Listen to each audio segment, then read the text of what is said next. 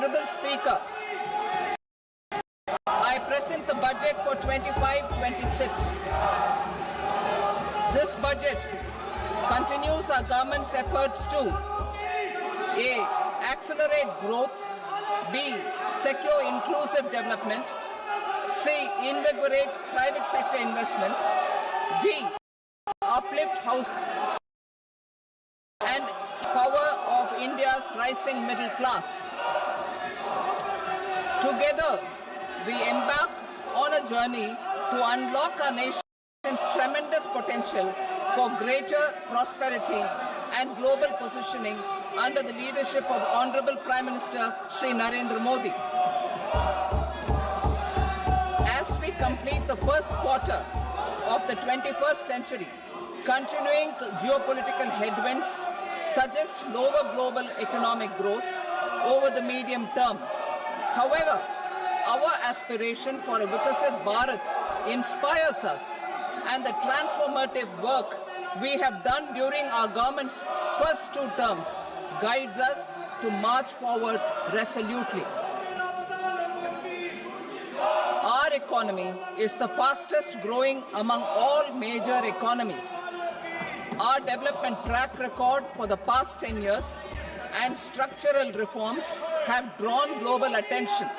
Confidence in India's capability and potential has only grown in this period. We see the next 5 years as a unique opportunity to realize Sabka Vikas, stimulating balanced growth of all regions. The great Telugu poet and playwright Gurujada Apparao had said, "Deshamante matti kadoy, deshamante manushuloy," meaning a country is not just its soil, a country is its people. In line with this, for us, Vikasit Bharat encompasses zero poverty, 100% quality good school education, access to high quality, affordable and comprehensive health care, 100% skilled labor with meaningful employment, 70% women in economic activities, and farmers making our country the food basket of the world. In this budget, the proposed development measures span 10 broad areas, focusing on Garib, Youth, Annadata, and Nari, spurring agricultural growth and productivity, building rural prosperity and resilience, taking everyone together on an inclusive growth path, boosting manufacturing and furthering Make in India, supporting MSMEs, enabling employment-led development, investing in people, economy and innovation, securing energy supplies, promoting exports and nurturing innovation. For this journey of development, our 4 powerful engines are agriculture, MSME, investments and exports. The fuel, our reforms, our guiding spirit, inclusivity, and the destination, Vikasit Bharat. This budget aims to initiate transformative reforms across 6 domains. During the first 5 years, these will augment our growth potential, competitiveness. The domains are taxation, power sector, urban development, financial sector, and regulatory reforms. Agriculture as the first engine. Now I move to specific proposals, beginning with agriculture as the first engine.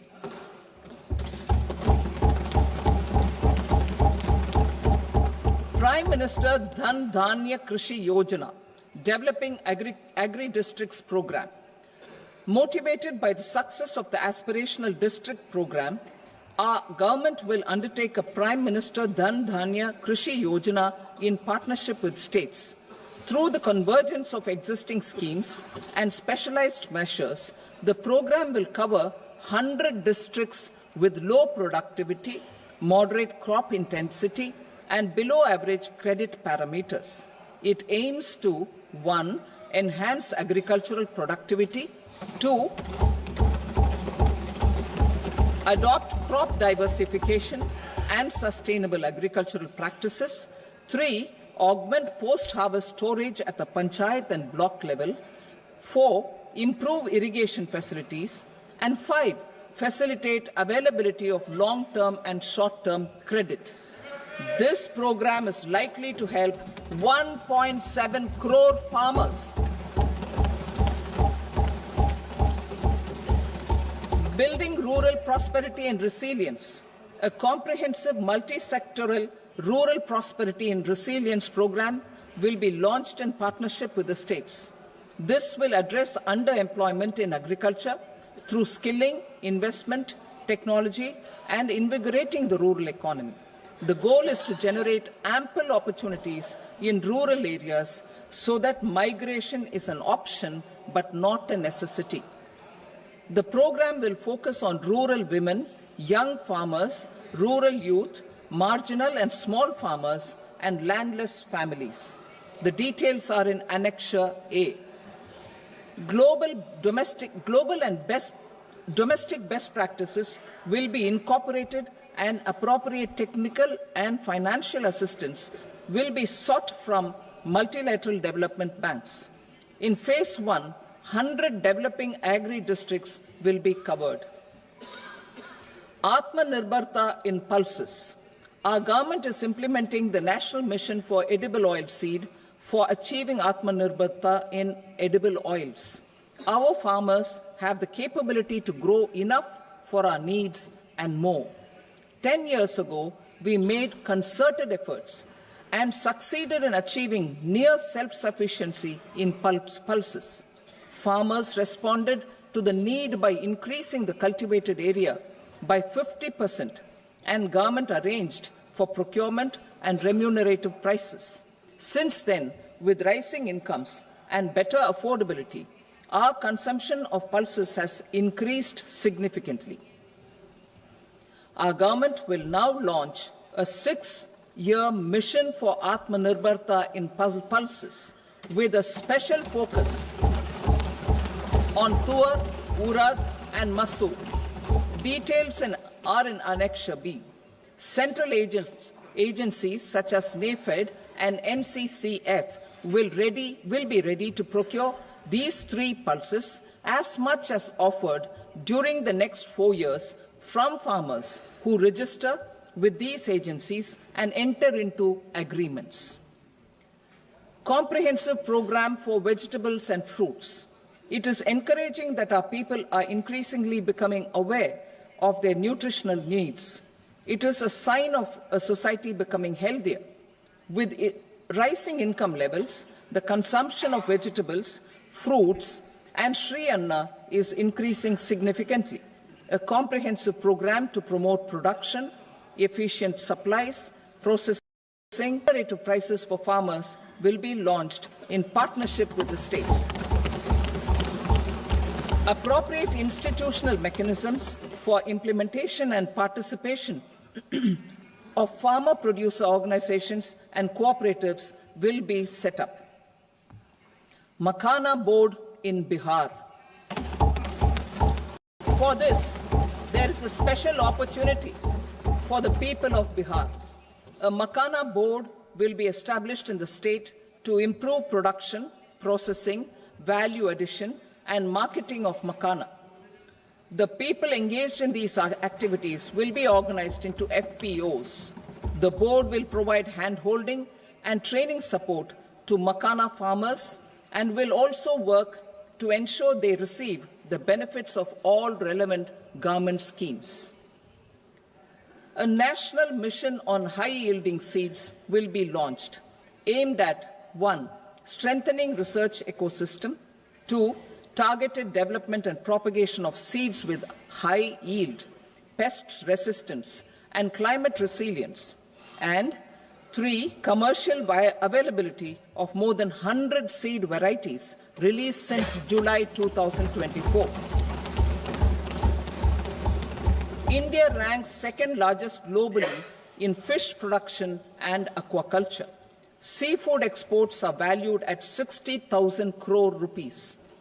To unlock the untapped potential of the marine sector, our government will bring in an enabling framework for sustainable harnessing of fisheries from Indian exclusive economic zone and high seas, with a special focus on the Andaman and Nicobar and Lakshadweep Islands. For the benefit of lakhs of cotton growing farmers, I am pleased to announce a mission for cotton productivity.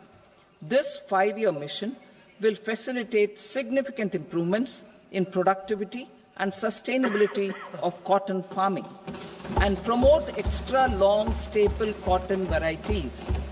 The best of science and technology support will be provided to farmers. Aligned with our integrated 5F vision for the textile sector, this will help in increasing incomes of the farmers and ensure a steady supply of quality cotton for rejuvenating India's traditional textile sector.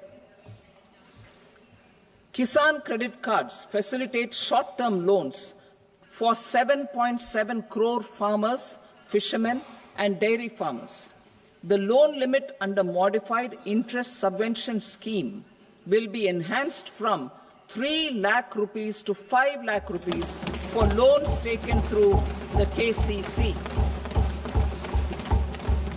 For Atmanirbharta in urea production, our government had reopened 3 dormant urea plants in the eastern region. To further augment urea supply, a plant with annual capacity of 12.7 lakh metric tons will be set up at Namrup in Assam.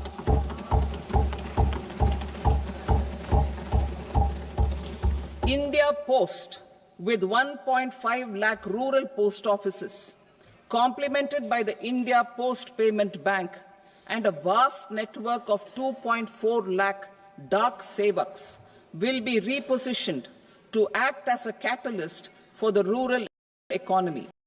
Details are at Annexure C. India Post will also be transformed as a large public logistics organization. This will meet the rising needs of Vishwakarmas, new entrepreneurs, women, self-help groups, MSMEs, and the large business organizations. Our government will provide support to NCDC for its lending operations for the cooperative sector. MSMEs as the second engine. Now I move to MSMEs as the second engine, which encompasses manufacturing and services with a focus on MSMEs numbering 5.7 crores.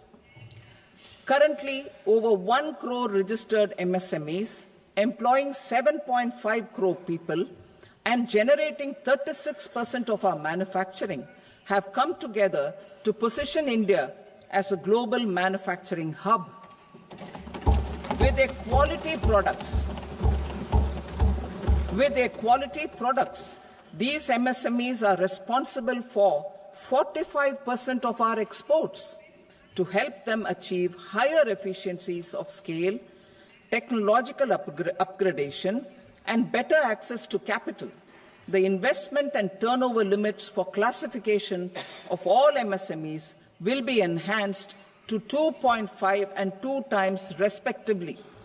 This will give them the confidence to grow and generate employment for our youth. The details are given in Annexure D. To improve access to credit, the credit guarantee cover will be enhanced. First, for micro and small enterprises from 5 crore to 10 crore rupees, leading to additional credit of 1.5 lakh crores in the next 5 years. Second, for startups from 10 crore rupees to 20 crore rupees, with the guarantee fee being moderated to 1% for loans in 27 focus sectors which are important for Atmanirbhar Bharat. And for well-run exporter MSMEs, for term loans up to 20 crore rupees. Also for the micro enterprises, we will introduce customized credit cards with a 5 lakh rupee limit for micro enterprises registered on Udyam portal. In the first year, 10 lakh such cards will be issued. Fund of funds for startups. The Alternate Investment Fund, AIFs, for startups have received commitments of more than 91,000 crores rupees. These are supported by the fund of funds set up with the Government of India's contribution of 10,000 crore rupees. Now, a new fund of funds with expanded scope and a fresh contribution of another 10,000 crore rupees will be set up. A new scheme will be launched for 5 lakh women, scheduled castes and scheduled tribes, first-time entrepreneurs. This will provide term loans up to 2 crore rupees during the next 5 years. The scheme will incorporate lessons from the successful Stand Up India scheme. Online capacity building for entrepreneurship and managerial skills will also be organized. Measures for labor-intensive sectors. To promote employment and entrepreneurship opportunities in labor-intensive sectors, our government will undertake specific policy and facilitation measures. To enhance the productivity, quality, and competitiveness of India's footwear and leather sector, a focused product scheme will be implemented. The scheme will support design capacity, component manufacturing, and machinery required for production of non-leather quality footwear, besides the support for leather footwear and products. The scheme is expected to facilitate employment for 22 lakh persons, generate over 4 lakh crore rupees, and exports of over 1.1 lakh crore rupees. Measures for the toys sector. Building on the National Action Plan for Toys, we will implement a scheme to make India a global hub for toys. The scheme will focus on development of clusters, skills, and a manufacturing ecosystem that will create high-quality, unique, innovative, and sustainable toys that will represent the Made in India brand. Support for food processing.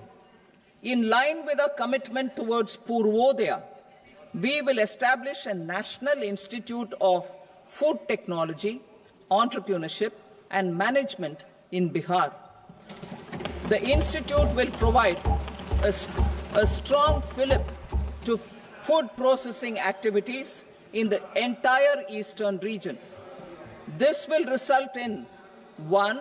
Enhanced income for the farmers through value addition to their produce, and 2. Skilling entrepreneurship and employment opportunities for the youth. Manufacturing mission, furthering Make in India.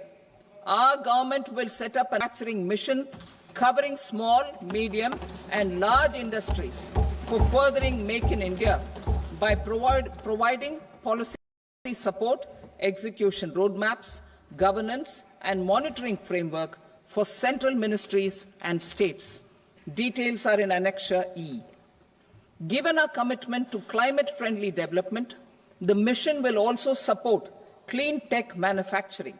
This will aim to improve domestic value addition and build our ecosystem for solar PV cells, EV batteries, motors and controllers, electrolyzers, wind turbines, very high voltage transmission equipment and grid-scale batteries. Investment as the third engine. Now I move to investment as the third engine, which encompasses investing in people, investing in the economy, and investing in innovation. Investing in people. Saksham Anganwadi and Poshan 2.0. Saksham Anganwadi and Poshan 2.0 program provides nutritional support to more than 8 crore children.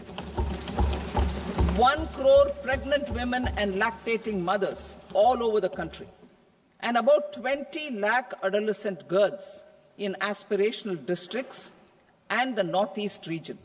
The cost norms for these nutritional support will be enhanced appropriately. Atal Tinkering Labs. 50,000 Atal Tinkering Labs will be set up in government schools in the next 5 years to cultivate the spirit of curiosity and innovation and foster a scientific temper among young minds. Broadband connectivity to government secondary schools and PHCs.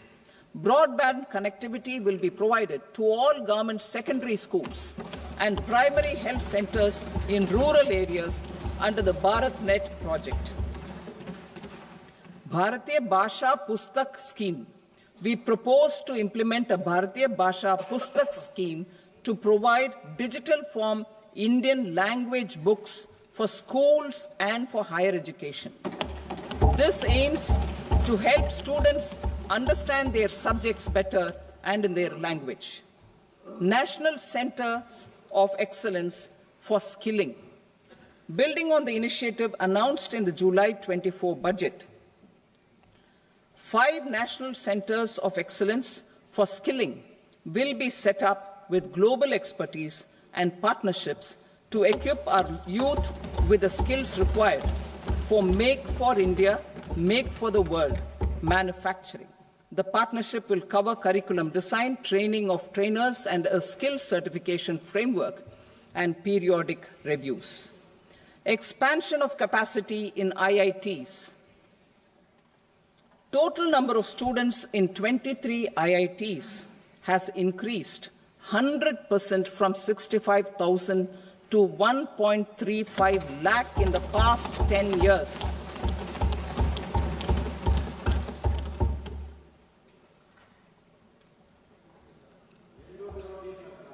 Additional infrastructure will be created in the 5 IITs started after 2014 to facilitate education for 6,500 more students. Hostel and other infrastructure capacity at IIT Patna will also be expanded.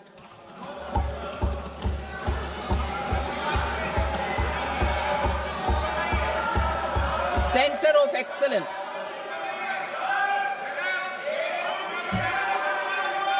Center of Excellence in AI for Education. I had announced 3 centers of excellence in artificial intelligence for agriculture, health, and sustainable cities in 2023. Now a center of excellence in artificial intelligence for education will be set up with a total outlay of 500 crores. Expansion of medical education. Our government has added almost 1.1 lakh undergraduate and postgraduate medical education seats in 10 years, an increase of 130%. In the next year, 10,000 additional seats will be added in medical colleges and hospitals towards the goal of adding 75,000 seats in the next 5 years. Daycare cancer centers in all district hospitals. Our government will facilitate setting up of daycare cancer centers in all district hospitals in the next 3 years. 200 centers will be established in 25-26 itself. Strengthening urban livelihoods. Our government has been giving priority to assisting urban poor and vulnerable groups. A scheme for socio-economic upliftment of urban workers will be implemented to help them improve their incomes, have sustainable livelihoods, and a better quality of life. PM Swanidhi scheme has benefited more than 68 lakh street vendors, giving them respite from high-interest informal sector loans. Building on this success, the scheme will be revamped with enhanced loans from banks, UPI-linked credit cards with 30,000 rupees limit, and capacity building support. Social Security scheme for welfare of online platform workers. Gig workers of online platforms provide great dynamism to the new age services economy. Recognizing their contribution, our government will arrange for their identity cards and registration on the e-Shram portal. They will be provided healthcare under PM Jan Arogya Yojana. This measure is likely to assist nearly 1 crore gig workers.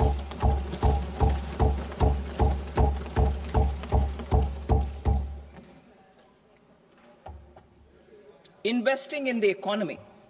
Public-private partnership in infrastructure. Each infrastructure-related ministry will come up with a 3-year pipeline of projects that can be implemented in PPP mode.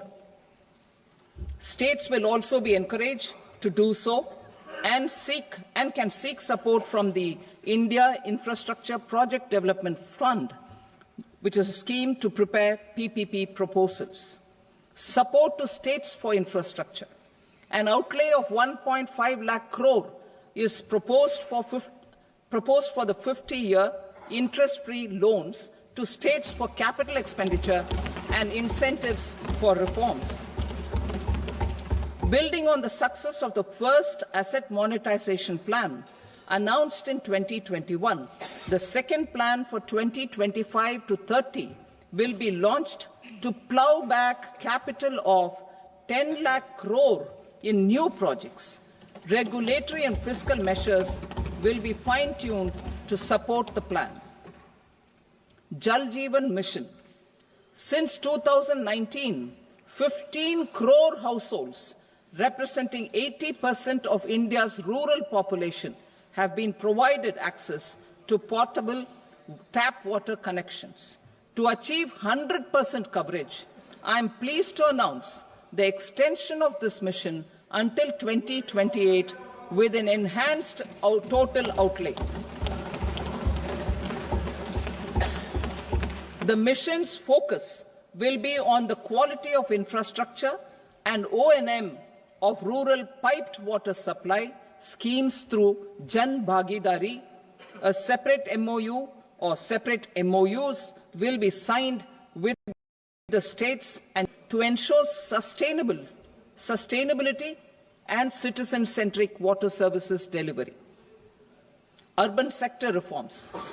Building on the July budget proposals, urban sector reforms related to governance, municipal services, urban land and planning will be incentivized.